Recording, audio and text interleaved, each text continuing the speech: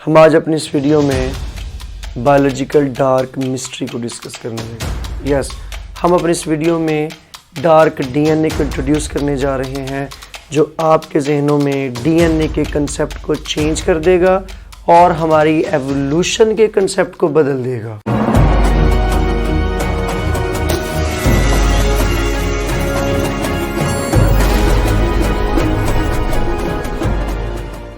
अगर आप डीएनए की सीक्वेंसिंग टेक्नोलॉजी के बारे में जानते हैं और डीएनए की सीक्वेंसिंग के बारे में इल्म रखते हैं तो आपको बड़ी अच्छे से पता होगा कि हमने सारी की सारी इंफॉर्मेशन या हमने सारे के सारे ऑर्गेनिज़म्स के बारे में इंफॉर्मेशन कैसे अचीव की।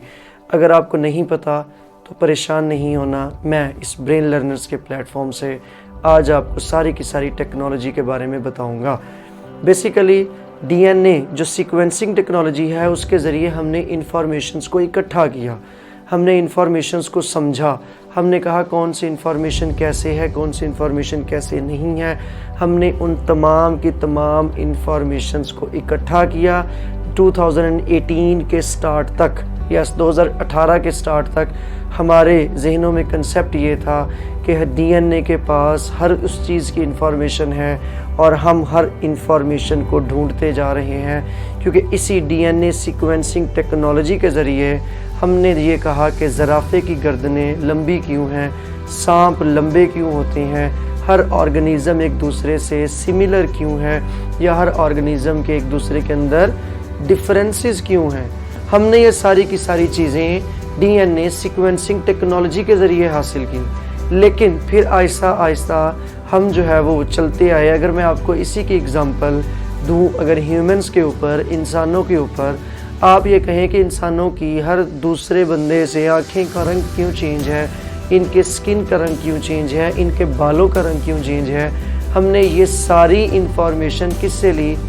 हमने डीएनए से ली, डीएनए सीक्वेंसिंग टेक्नोलॉजी से ली। लेकिन फिर आहिस्ता आहिस्ता हम एक ऐसी इंफॉर्मेशन तक पहुँचे जिस पे अंदर अनसॉल्व्ड मिस्ट्री बन गई, अनसॉल्व्ड इंफॉर्मेशन बन गई, जिसे हमने बायोलॉजिकल डार्क मिस्ट्री का नाम दिया और फिर हमने उसे डार्क डीएनए का नाम दिया। यस, जब हमने एक्सपेरिमेंट करना शुरू किए और 2018 के बाद हमारे पास डीएनए का एक ऐसा हिस्सा डिस्कवर हो गया जो डीएनए का वो हिस्सा खुद को एक्सप्रेस से नहीं करता, जो अब तक सॉल्वेबल है कि आइदर क्या चीज़ है जो खुद को एक्सप्रेस नहीं करता।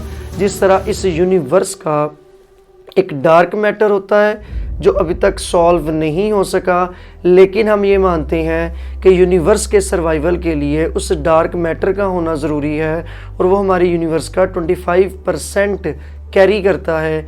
हम इसी तरह कहते हैं डीएनए का वो हिस्सा जो अब अनसॉल्व्ड है, जो हमारे लिए मिस्ट्री है, उसको सॉल्व करना ज़रूरी है और वो हमारे लिए एक इम्पॉर्टेंट वजह बनता है।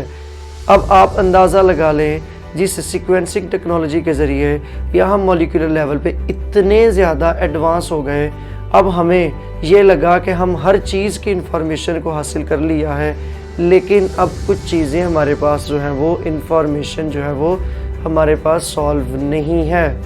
ये कैसे हुआ और क्यों हुआ और किधर हुआ, हम इस सारी चीज़ों को अभी डिस्कस करते हैं।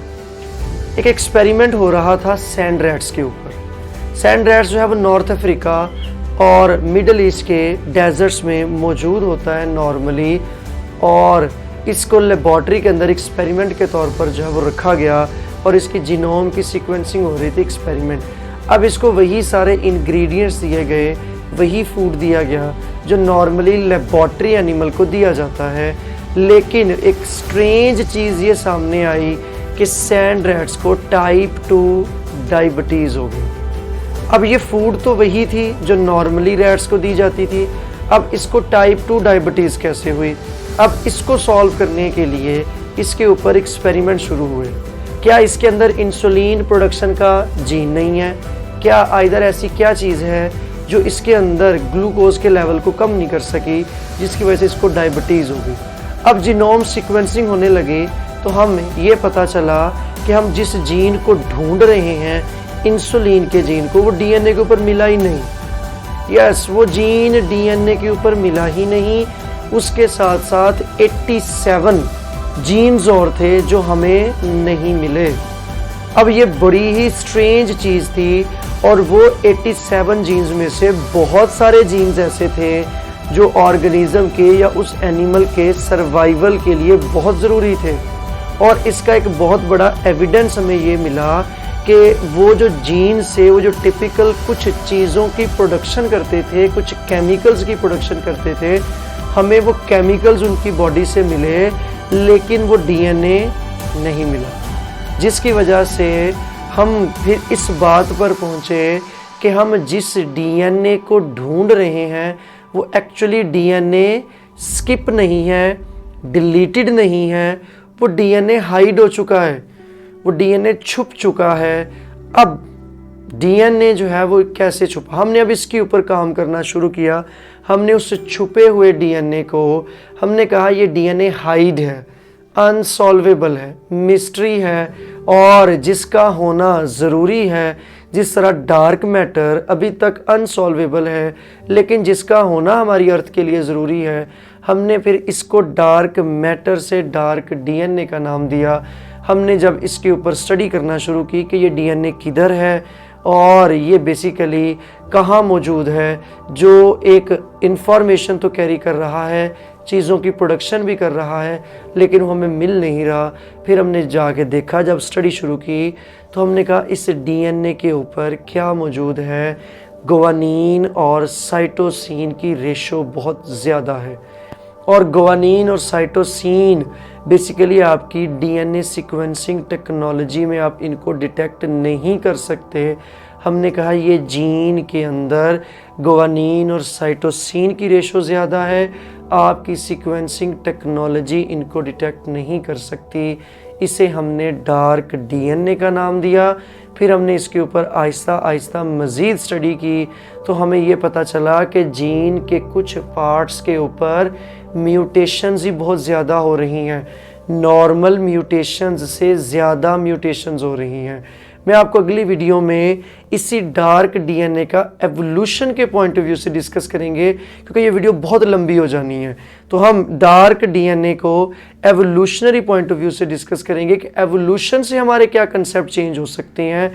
तो ये हमारे पास जो है वो एक जो है वो मिस्ट्री, जिसमें अब ये कहते हैं कि एक चीज़ जो पूरी की पूरी आपने सॉल्व कर लिया, ह्यूमन का डीएनए सीक्वेंस कर लिया है, तो इसके ऊपर भी बड़े क्वेश्चंस आ सकते हैं और क्वेश्चंस आ रहे हैं। तो हम इस चीज़ को अगली वीडियो में डिस्कस करेंगे। तो आप हमारी अगली वीडियो को लाजमी ट्यून कीजिएगा, और अगर आपको वीडियो पसंद आई है लाइक ज़रूर कीजिएगा, चैनल को सब्सक्राइब करना मत भूलिएगा। Thank you.